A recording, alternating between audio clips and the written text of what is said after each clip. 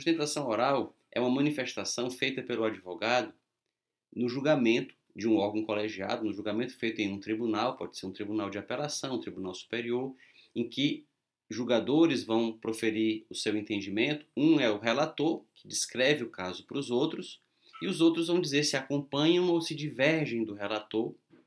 E o advogado que vai acompanhar esse julgamento, que patrocina o interesse de uma das partes, ele tem o direito de fazer a sustentação oral das razões do seu recurso. Por que essa sustentação oral é importante no julgamento colegiado?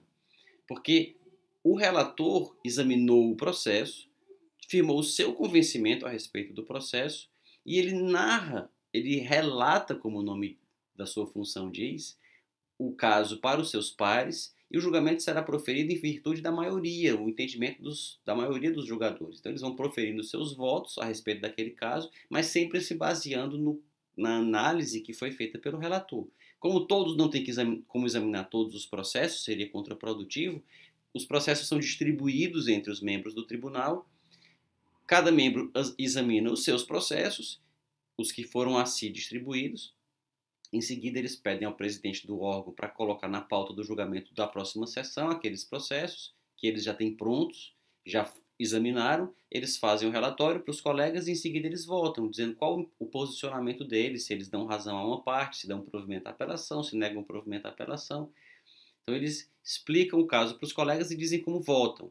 E aí os colegas acompanham ou divergem. Então, para que os colegas não se fiem apenas no relato feito pelo relator, é muito importante que o advogado apresente para os colegas, para os outros julgadores também, uma outra visão, ou esclareça um ponto que não foi frisado pelo relator, enfim, para que ele coloque as suas razões de defesa, que o relator leu o que ele escreveu no processo, mas os outros não. Então os outros precisam conhecer os seus argumentos e por isso os advogados têm o direito de fazer a sustentação oral.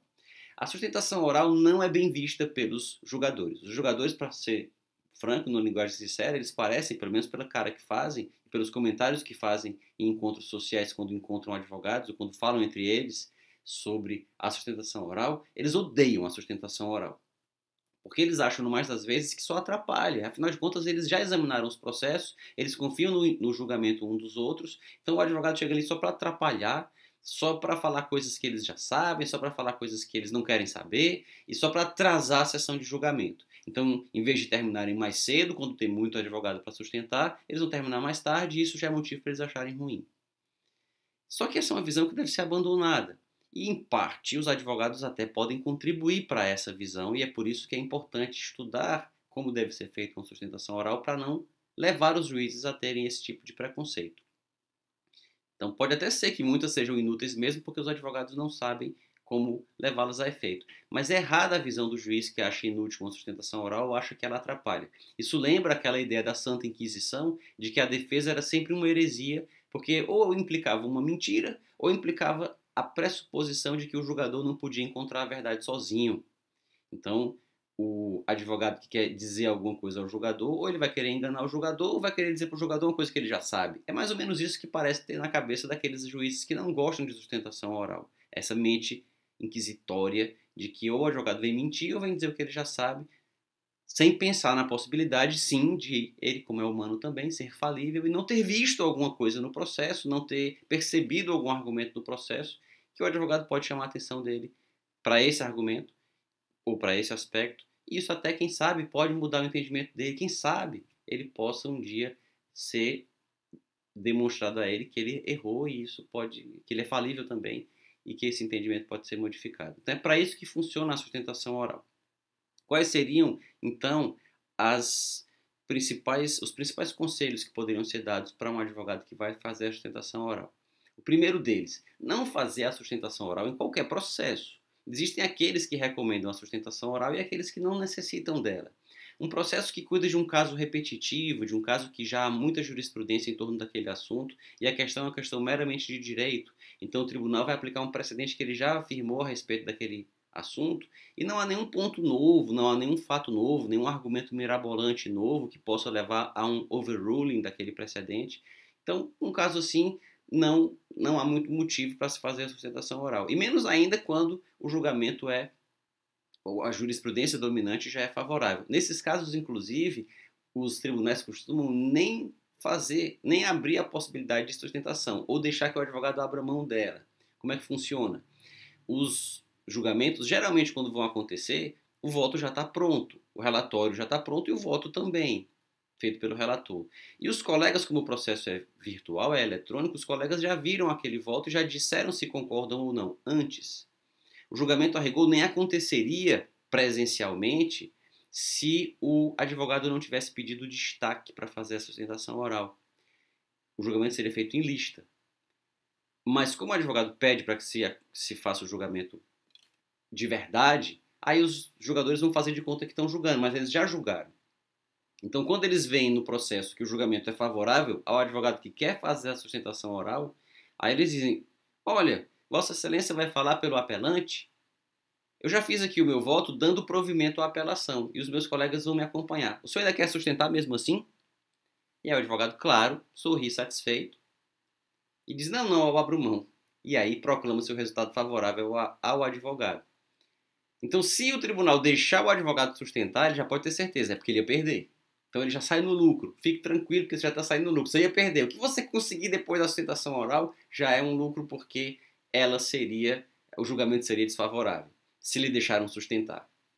E aí, em seguida, quando rarissimamente acontece, que é um ápice para o advogado, é quando ele consegue ver o relator ou outro julgador mudando o entendimento que já havia sido proferido e julgando a questão a favor dele por conta de um argumento usado na sustentação oral. Isso pode ser raro, mas acontece. Pode acontecer, e aí vem a questão de saber quais são os casos em que ela é importante. Quando existe uma questão de fato que precisa ser suscitada, quando existe um argumento particular, quando aquele processo sai da vala comum. Não é um processo igual a todos os outros que vai ser julgado no Ctrl-C, Ctrl-V. Existe uma particularidade que recomenda ele sair da vala do Ctrl-C, Ctrl-V. Esses são os processos em que é mais importante a sustentação oral. Os tribunais julgam um volume imenso de processos e eles adotam procedimentos cada vez mais mecânicos e automáticos e massificados para julgar os processos. Então, existem aqueles em que se o advogado não pedir para sustentar, para dizer que o caso é diferente, ele vai entrar na vala comum, vai ser julgado de modo massificado e para reverter isso depois pode ser muito difícil. E às vezes uma palavra breve numa sustentação oral para dizer: olha, esse caso aqui não é igual àqueles que o tribunal já tem jurisprudência pacífica, respeitável, que não se discute, mas aqui o caso é diferente, por isso, por isso, por isso. Então, hipóteses de distinguishing são as hipóteses de maior importância de uma sustentação oral, para que o distinguishing seja percebido pelo algoritmo, pelo estagiário ou pelo julgador que preparou o voto e, sobretudo, pelos que acompanham ou divergem. É raro o relator mudar o voto que ele já traz pronto, mas pode ser que um outro membro do colegiado termine se convencendo daqueles argumentos, ou no mínimo ficando na dúvida e pedindo vista dos autos para examinar melhor e trazer um julgamento, trazer um voto numa sessão seguinte. Então esses são aspectos que merecem atenção. E por último, uma recomendação que vale para qualquer manifestação oral ou escrita do advogado. Seja breve e não diga o que o desembargador já sabe. Então há advogados que começam a falar na tribuna e dizem que é um prazer estar ali naquela corte e que eles vieram da distante cidade tal e que estão sustentando e que é pela primeira vez e que é muito importante, etc e tal. Às vezes o jogador não está muito interessado em ouvir isso e não vai ser relevante para o desfecho do caso.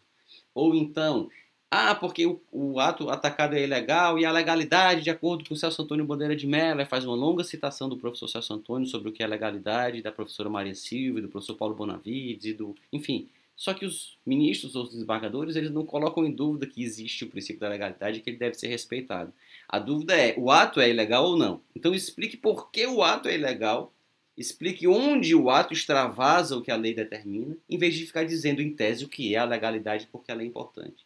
Então, ir direto ao ponto, falar pouco e falar o essencial, que é o que o desembargador não sabe ou que os outros precisam saber e ele não disse.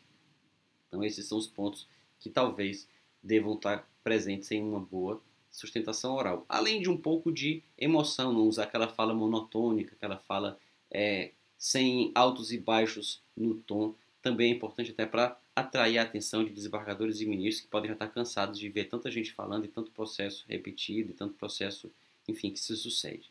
E você, quais são as observações que tem a fazer para uma boa sustentação oral? Deixe aqui nos comentários. Aconteceu já com você alguma coisa engraçada em alguma delas, ou pitoresca, ou tragicômica? Deixe nos comentários também. Até um próximo vídeo.